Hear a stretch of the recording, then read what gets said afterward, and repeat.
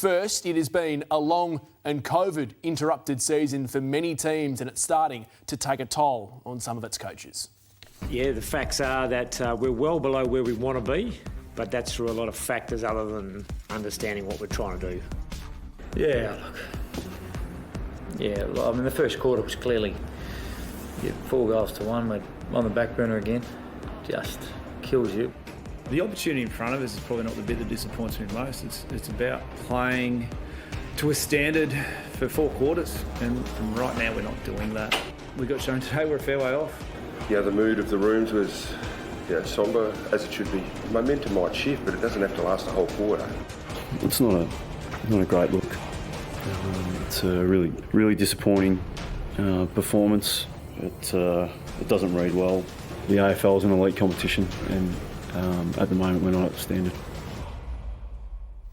Yes, a difficult time for so many of the game's coaches. One of their former greats, who may in fact be going back into it at some stage in his career, is sitting next to me on the panel. Ross Lyon, as we welcome you, how do you feel watching some of that? Because you've been there before.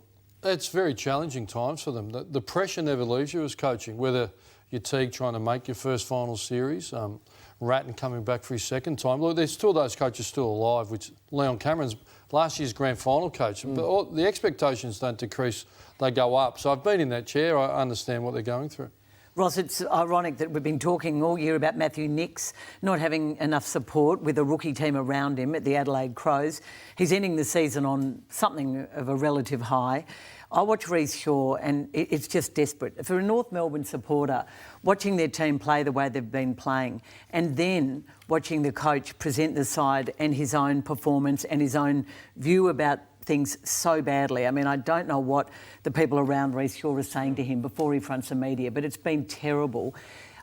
They tried to get Alan Richardson. North didn't have the money to match Melbourne's offer, which was probably pretty ridiculous anyway, but they brought in the head of footy's brother in Jade Rawlings. I don't think that was Reece Shaw's idea. Reece Shaw surely needs some help. Well, it looks that way. It's your first year, and when it's not going your way, it's a lonely, lonely spot. And his body language and his words, he's dejected. And it's tough because you're leading your club. You need to harness yourself. And no one stuffed it up more than me in my first year, so I really understand what he's going through. But you do need some experience around you and strong people to do some of the heavy lifting. He's flailing a little bit. I'd like to see some more support for him in lots of different areas. Ross, when you went into press conferences, would you go in with a plan? And I've heard you say you discussed it often with your media manager. Every time. Because it seems like Reece isn't really going in with a plan to, even for is he talking to his players? Is he talking to his members? Because at the moment, he's speaking like a man that just is lost for answers and for hope and defeated. And he can fix that. It is a quick turnaround. And Nicks wins wallpaper over a lot of cracks. So it'd be great to get a win. But every time you are talking, we've covered it before, your membership, your players, your board.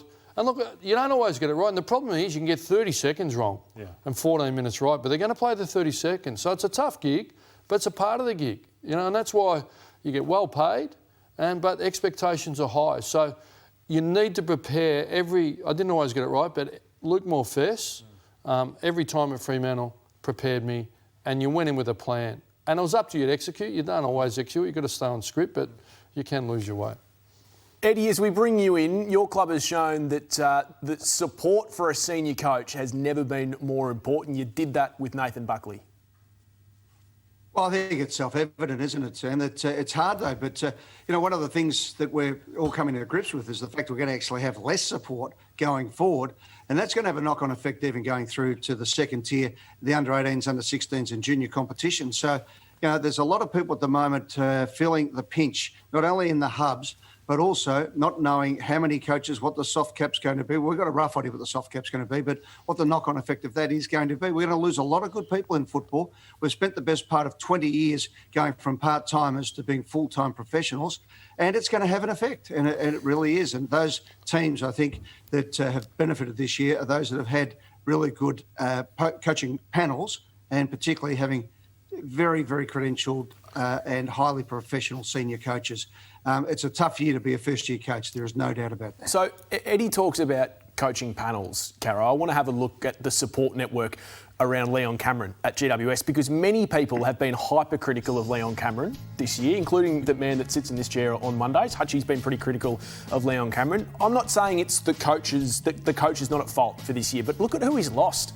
Matthew Nicks was the key tactician, everyone you talk to at GWS. He goes and gets a senior role, fine, but they didn't really replace him. Senior assistants are hard to find. Wayne Campbell then, for some reason, he had a falling out with the CEO. He goes. Jason McCartney then goes from list manager to head of footy, but they didn't replace him as list manager. So he's doing both roles, which Ross, you'll attest to, is huge. And you can see the other changes there. They've lost a couple of assistants. Lenny Hayes has decided that he wants to take some time away from footy. Brad Miller's gone as well. And we think that Mark McVeigh... He's looking at a career outside of football, we understand. Okay. And the cuts have been so deep, Matthew, at that footy club. Ed talked about pay cuts. If we're hearing 37% across the coaching board, so Leon's pretty much sounds like he's losing all of his assistants. Yeah, it's unbelievable, yeah. I think maybe Lee Buchanan maybe is the only one we haven't heard of at the GWS Giants, but I think that's a decision assistants are having to make. Do I take a 30 to 50% cut at some clubs? I know every percentage is different, or can I make that money elsewhere out of an intense environment the AFL and footy it's very difficult. They're still going into finals, possibly GWS, and you've got your staff leaving. It's not like that. We've seen when other coaches, I think it was Brad Scott at Collingwood, got stood down when he was getting the senior job. It's very difficult to lose people. Emotionally, their connect with the players is strong. OK, Ross, we need to cut to the chase. So we've got 3 or 4 coaches under severe pressure. We've also got coaches, and I mentioned Reece Shaw and Matthew Nicks, desperately needing more support around them. First of all, would you consider going back to footy in any other role than senior coach? Would you go back to be a director of coaching? I'd have to make sure the environment is suitable for myself and the other parties. But more importantly, that your passion and you're committed and you're all in. Honestly, sitting here, it's not on my radar as I sit here now. Any job?